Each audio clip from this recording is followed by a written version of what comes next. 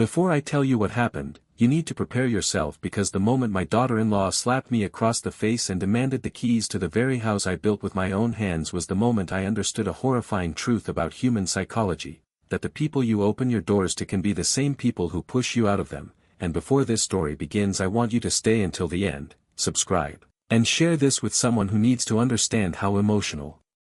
manipulation grows silently inside families, because what I'm about to tell you is not just a story but a mirror into the dark corners of relationships where love, control, and power twist together in ways we don't even notice. I remember that morning with painful clarity because everything felt so normal at first. The sunlight was warm, the kitchen smelled like fresh tea, and I was telling myself how grateful I was that my son had finally settled down with someone he seemed to love, someone I had accepted with an open heart because all I ever wanted was peace, unity, and a happy home that would carry my family's legacy forward. I had never imagined that the same girl I welcomed like a daughter would one day stand in front of me with fire in her eyes, speaking to me not as family but as if I were an unwanted burden blocking her path. But life often hides the signs of emotional takeover behind polite smiles, and for months I ignored the little signals, the way she mocked the old furniture, the way she rolled her eyes when I spoke, the way she corrected my son in front of me as if she needed to show whose voice mattered more, and most importantly, the way she slowly nudged him away from every routine that involved me, subtly rewiring the emotional bonds of the house. At first, I told myself it was normal, that new brides need space and new dynamics are part of married life, and I believed that the friction would smooth out if I stayed patient, calm, and loving. But psychology teaches us that giving too much space to someone who wants control is like giving away parts of your own home brick by brick without realizing you're making yourself homeless. I noticed she liked to keep the doors locked, not because she cared about security but because she didn't want neighbors walking in casually to greet me the way they always had. I noticed how she lowered her voice when my son entered the room, pretending to be kind and gentle so he wouldn't see how cold she was when he wasn't looking. I noticed how she slowly convinced him to shift financial responsibilities, saying things like, "Your mother should rest now, she's old," but what she meant was,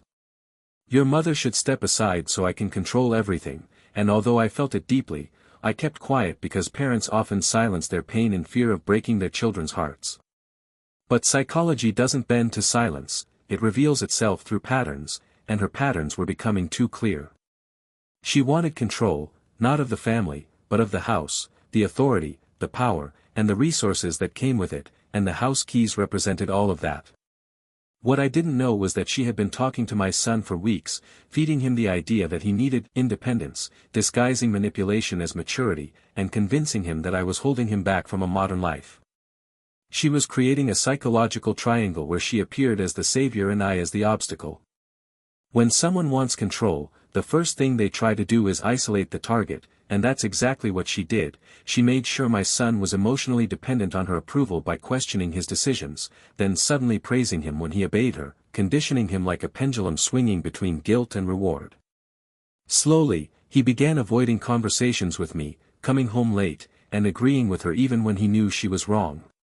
And yet, despite all these signs, I never expected the confrontation that unfolded that day, the moment she crossed the line that shattered everything I had protected for decades.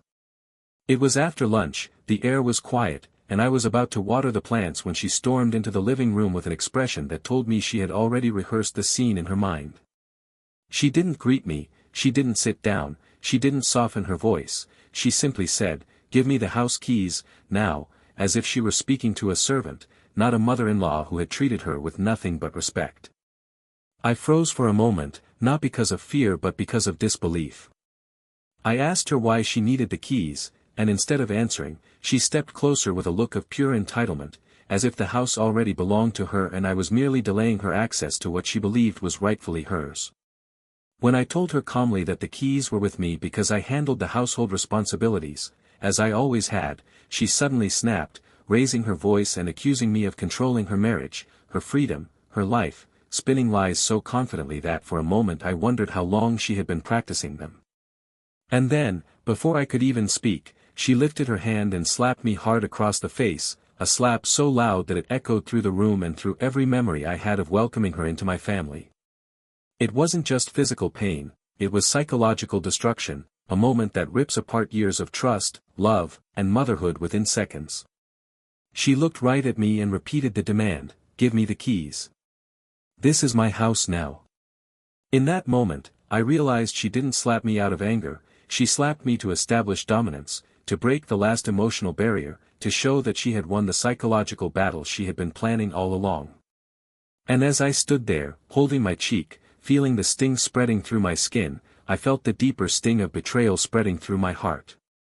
But the most painful part wasn't her slap, it was knowing that my son, the child I raised, might believe her version of the story if he walked in at that moment.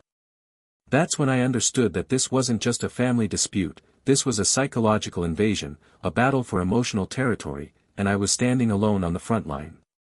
But I'm sharing this with you because what happened next changed everything, and you need to understand it so you can recognize these patterns before they take root in your own life. If you want to hear how I responded, how I turned the entire situation around, and how psychology helped me reclaim my dignity, then stay with me, subscribe now, and prepare yourself, because the next part of this story will reveal the truth people are too afraid to say out loud. The moment her hand struck my face, the world slowed down around me, as if time itself needed a few seconds to accept what had happened, and while the physical sting faded slowly, the emotional shock dug deeper with every passing breath, but something inside me, something quiet, something old, something built from decades of surviving life's storms, refused to break, and instead of reacting with the anger she expected, I stood perfectly still, observing her with the same calmness one uses when analyzing a dangerous animal, because psychology teaches us that the person who loses control first is the person who loses the power, and she wanted me to explode, to scream, to hit her back, to give her the perfect weapon, blame.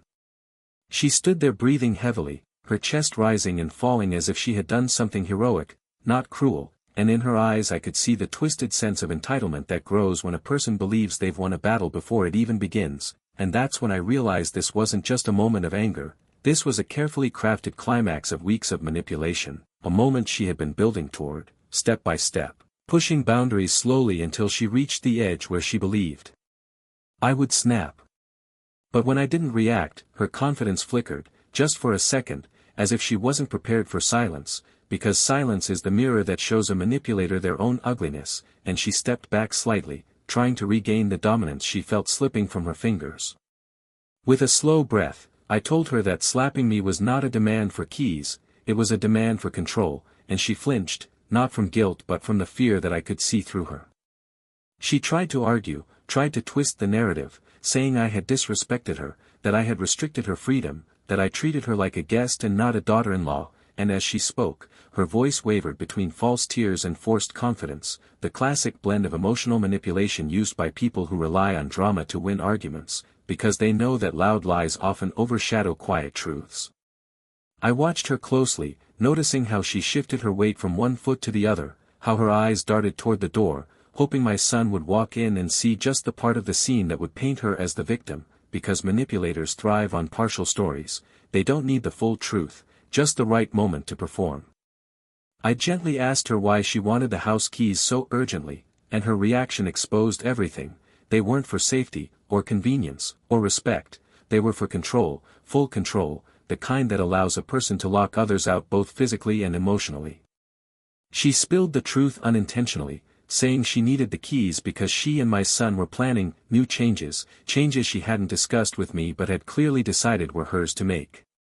It suddenly made sense, the locked doors, the sudden rearrangements of furniture, the whispered conversations between her and my son behind closed rooms, the frequent phone calls to her mother seeking validation for every argument she created, and the way she gradually took over responsibilities in the house not to help but to eliminate me from them.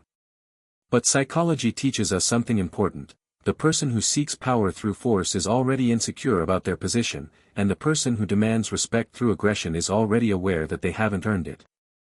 I looked at her and asked calmly if she truly believed slapping me would give her authority, and the shock on her face revealed that she hadn't expected me to remain composed. Her plan had been simple: inflict chaos, trigger my anger, and then use my reaction to justify taking over the house. She stared at me for a long moment, her expression shifting, the confidence melting into uncertainty as the silence stretched between us. Then she stepped forward, trying one more time to intimidate me, saying she deserved control because she was the new woman of the house, and I realized she didn't see marriage as a union but as a throne, a seat she believed she earned simply by being married to my son. Instead of reacting, I walked past her and sat down on the sofa, the same spot where my late husband used to sit, and I felt his strength with me, reminding me that homes built with love cannot be taken away by those driven by greed. She followed me, still trying to keep the upper hand, but there was a tremble in her voice now, a crack in her armor, because manipulators don't know how to fight someone who doesn't crumble. I told her she needed to understand something she clearly never learned: respect is not given to the loudest person, it is given to the person who deserves it, and control is not seized through violence, it is built through trust, which she had shattered with her own actions. She tried to force tears, the kind of tears used to manipulate sympathy, but her anger kept overpowering her performance, and the mixture made her look unstable, not victimized. I asked her again why she believed she deserved the keys, and this time she shouted that she was tired of living under my rules, tired of my presence, tired of sharing space, revealing the truth that she didn't want a mother-in-law, she wanted an empty house. In that moment, I felt an immense sadness, not for myself but for my son, who had married someone who valued power more than family, someone who saw relationships as battles instead of bonds. I told her that the house keys represented decades of sacrifice, late nights, hard work, and memories she could never understand, and taking them by force would never make this house hers. She screamed again, unable to accept that I wasn't intimidated, and she reached forward as if she intended to strike me again, but this time I stood up swiftly, meeting her eyes with a firmness she had never seen in me. She froze, because bullies only attack those they assume are weak, and when they face resistance, even quiet resistance, they lose momentum. I told her that she had crossed a line no daughter-in-law should ever cross, and if she thought she could destroy the home I built, she was deeply mistaken. She stood there shaking, more from frustration than fear, because she realized her plan wasn't working. At that moment, we both heard the sound of the front gate opening. My son was home. She quickly wiped her face, preparing her act, but she didn't know that I had already decided this time I wouldn't remain silent.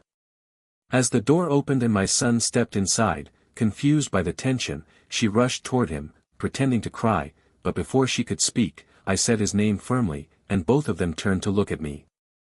I was calm, steady, and fully aware of the battle I was about to fight, not for keys, not for space, not for victory, but for truth, dignity, and the emotional freedom every parent deserves in their own home.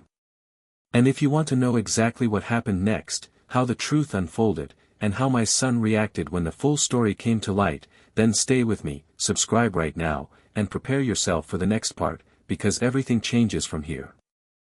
When my son stepped inside the house that evening, the weight in the air was so heavy that even he, who usually walked in distracted and tired from work, paused at the threshold as if his instincts were warning him that the world he knew was about to change, and as he looked from my face to his wife's forced tears, I saw confusion cross his eyes. The kind of confusion that happens when a person realizes they are standing between two completely different versions of reality, and while his wife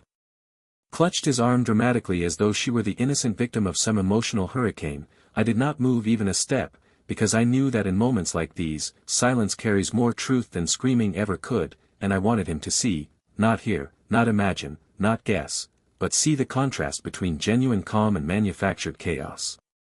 She immediately began her performance, her voice trembling, her hands shaking, her tears flowing faster than her words, and she painted herself as a helpless woman oppressed by an unreasonable mother-in-law who refused to let her live freely, who controlled the house, who insulted her, who restricted her, and who supposedly raised her hand on her first, a lie so bold that even she stumbled slightly as she said it. Yet she tightened her grip on my son's arm as if physical possession would translate into emotional credibility. But psychology reveals something powerful. When a liar adds too much drama to a story, they reveal their insecurity, and my son noticed it. His eyebrows drew together, his shoulders stiffened, and there was a flicker of doubt in his gaze, not because he believed me fully but because something about her theatrics felt exaggerated, almost rehearsed. I watched him scan the room with his eyes, the misplaced chair, the fallen plant pot, the tension frozen in the air, and before he could ask anything, I stepped forward and told him that before any accusations were made, he needed to listen, not as a husband defending his wife blindly or as a son pressured to pick sides, but as a grown man who deserved the truth without distortion. She tried to interrupt, but I raised my hand calmly. not to silence her forcibly but to show that this conversation needed order, not chaos, and something about my steadiness rattled her, because manipulators hate losing stage control. I told my son exactly what happened, word for word, without raising my voice, without exaggeration, without emotional theatrics, and as I described how she demanded the house keys, how she stepped toward me with aggression, and how she slapped me without provocation, I watched the disbelief in his eyes slowly shift into shock, then anger, then a pain he tried to hide. But pain reveals truth, and the truth was that deep down he already knew something was wrong in his marriage, because men who are emotionally controlled by manipulative partners often sense the imbalance even if they can't define it, and as I spoke, he looked at his wife repeatedly, hoping she would deny it with authenticity, but instead she kept crying louder, speaking over me, insisting she was the real victim. Then came the moment that changed everything. My son asked her one simple question, "Why did you need the house keys?" And that single question cracked her entire facade, because she had no real answer, no genuine need, no practical explanation, she only had entitlement, and entitlement has no logic. She stammered, trying to redirect the blame, saying things like, "You know how your mother treats me," and "I just wanted to organize the house," but none of it matched her earlier claims of oppression, and the more she spoke, the more tangled her lies became, like threads pulled too tightly around her own neck. My son stepped away from her, removing her hand from his arm, a small gesture, but psychologically powerful, because it showed he no longer wanted her physical influence clouding his thoughts, and that moment broke her. She lunged back toward him, grabbing him, trying desperately to steer his emotions, but he stepped back again, his voice firm for the first time in years, telling her to stop. She froze, realizing the emotional control she had established over him was slipping, and when manipulators feel their grip loosen, they either escalate or collapse. She chose escalation. She screamed, not out of pain but out of fury, the raw fury of someone who felt their carefully built empire crumbling. She accused me again of controlling everything, of turning her husband against her, of ruining her life, of being jealous, and each accusation was louder than the last, her voice echoing off the walls like a desperate siren. My son covered his ears, exhausted, overwhelmed, emotionally suffocated, and he shouted for her to stop, but she didn't. Her desperation blinded her, because she wasn't fighting for love, she was fighting for dominance. She threw curses, threw blame, threw emotional bombs she hoped would explode deep enough inside him to break his clarity, and when he didn't respond, she tried switching tactics, crying softly, kneeling on the floor, begging for forgiveness, acting fragile again, hoping he would fall into the same confusion she had used for months. But this time, her inconsistency betrayed her. A person who shifts from rage to tears within seconds is not expressing emotion, they are weaponizing it. My son looked at her with heartbreak, the realization settling in that the woman he loved had been manipulating him, isolating him, twisting truths, and pushing him away from the mother who raised him. He turned to me with tears in his eyes and asked why I hadn't told him earlier, and I told him something every parent eventually learns: sometimes silence isn't weakness, sometimes it is love, because we fear our children will think we are trying to control their marriage, and we choose suffering over risking their happiness. He cried quietly, because he understood. His wife, however, saw his tears as an opportunity and attempted one last manipulation. She crawled toward him, holding his legs, insisting she only wanted respect, claiming she only slapped me because I provoked her, twisting the truth boldly, but my son looked at her with a disappointment so deep that it finally pierced her ego. He told her that no matter what disagreement existed, raising a hand on his mother was unforgivable. She panicked. She stood up quickly, insisting she needed space, saying she felt unsafe, switching back to victim mode, and announced she was leaving the house for a few days. But instead of reacting the way she hoped, expecting my son to chase her, he simply nodded and told her that maybe space was exactly what they needed. That shattered her completely. She grabbed her bag, slammed doors, and stormed out, leaving behind a silence so heavy that I felt its weight settle in my bones. My son collapsed onto the sofa, burying his face in his hands, and for the first time in months, he allowed himself to feel everything he had been suppressing: the guilt, the confusion, the emotional exhaustion, the fear of choosing sides, and the pain of realizing he had been manipulated by the woman he trusted the most. I sat beside him, not touching him, not speaking, because sometimes comfort is not words or touch, sometimes comfort is presence. When he finally lifted his head, he asked me a question that broke my heart: "Mom, how did I not see it?" And I told him the truth psychology teaches us: love does not blind people, manipulation does, and manipulators do not destroy you with sudden storms, they destroy you with slow, quiet erosion, until you no longer notice what has disappeared. And if you want to know what happened when she came back, how the final confrontation unfolded, and how this story reached the point that changed all of our lives forever, then make sure you stay with me and don't miss the next part, because the truth that comes next is something every family needs to hear. When my daughter-in-law walked out of the house that day, slamming the door behind her with enough force to shake the windows, I thought the silence that followed would bring peace, but instead it brought a strange mixture of relief and worry, a quiet heaviness that settled in every corner of the house like dust on forgotten shelves, and as I watched my son sit on the sofa staring into nothingness, I realized this moment would shape not just the future of our family but the future of his emotional life as well, because when manipulation collapses, the mind needs time to rebuild itself, piece by piece, like a house after a storm. For the first few hours, we spoke very little, our breaths filling the silence in slow waves as my son tried to process everything he had seen, everything he had ignored, everything he had justified, and everything he had forgiven without knowing he was forgiving it. Psychology teaches us that emotional manipulation doesn't break a person suddenly, it unthreads their confidence thread by thread until they no longer trust their own perceptions, and that's exactly what had happened to my son. He had become so accustomed to suppressing his discomfort for the sake of keeping peace that he no longer recognized the difference between sacrifice and self-destruction.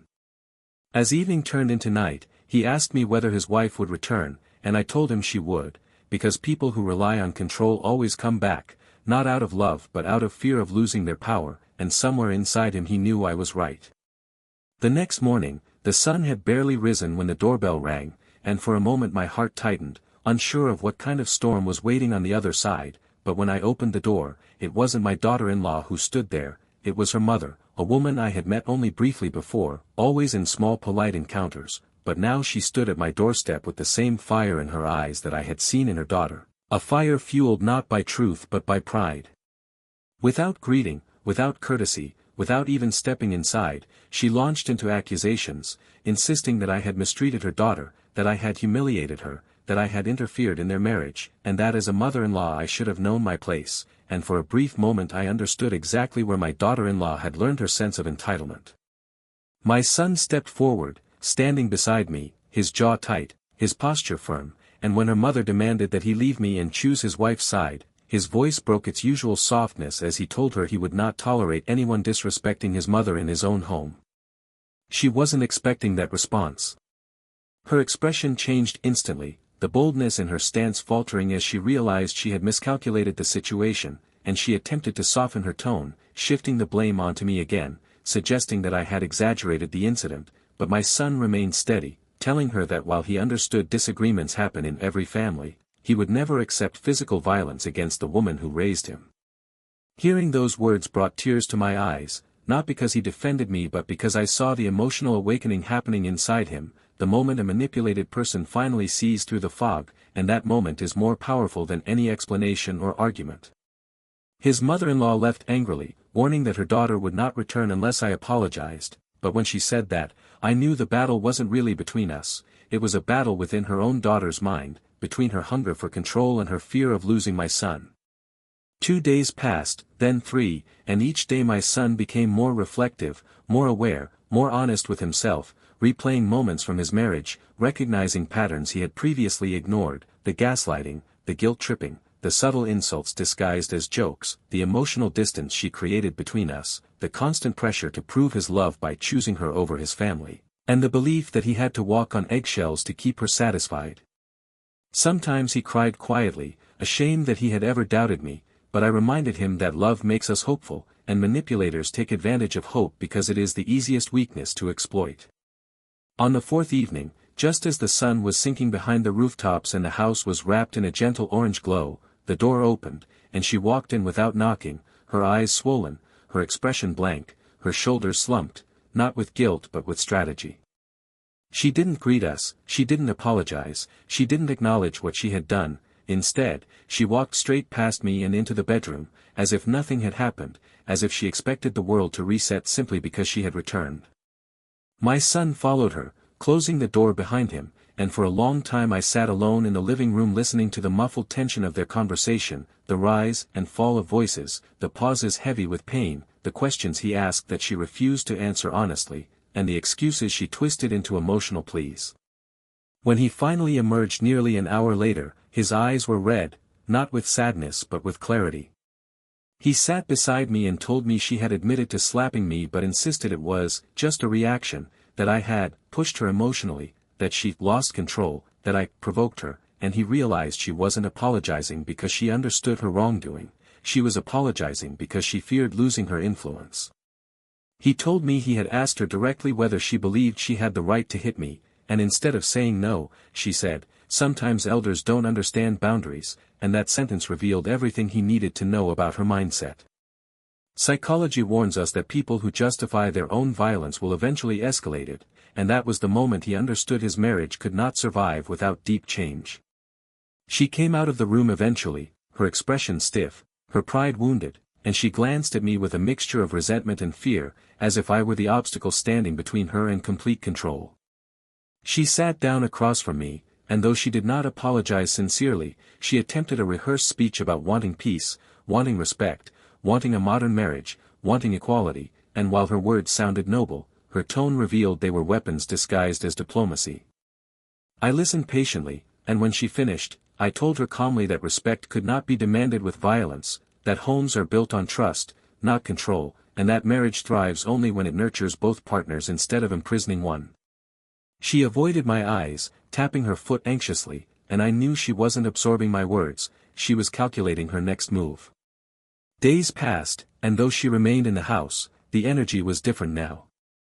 The control she once wielded effortlessly was weakened, her influence over my son was no longer absolute, and the psychological hold she had over the household was slipping through her fingers. Sometimes she tried to provoke me subtly, hoping for an outburst, but I refused to react, because I understood that reacting would only validate her narrative. Instead, I focused on rebuilding peace with my son, creating a healthy environment where he could breathe without fear, speak without hesitation, and exist without emotional manipulation. Eventually she realized her tactics were no longer effective, and one evening, after weeks of trying and failing to regain her old power, she packed her things quietly and left, not with drama this time but with resignation, leaving behind a note that said she needed time to think about the marriage. My son didn't chase her, didn't beg, didn't crumble, he simply nodded, understanding that some people leave not because they are hurting but because they can no longer control the narrative. And for the first time in a long time, the house breathed again, softly, gently, peacefully. My son began rebuilding his emotional strength, reconnecting with himself, and slowly, he also reconnected with me, not as a dependent child or a manipulated husband but as a grown man who finally understood the importance of emotional freedom. And now, as I share this with you, I want you to understand something deeply: the greatest battles are not fought with hands but with hearts, and the people who hurt us most are often the ones we allowed closest. If you learned anything from this story, anything about psychology, manipulation, family, dignity, or emotional strength, then make sure you like, share, and subscribe, because someone out there needs this message more than you know, and your support helps these real-life lessons reach the people who desperately need them.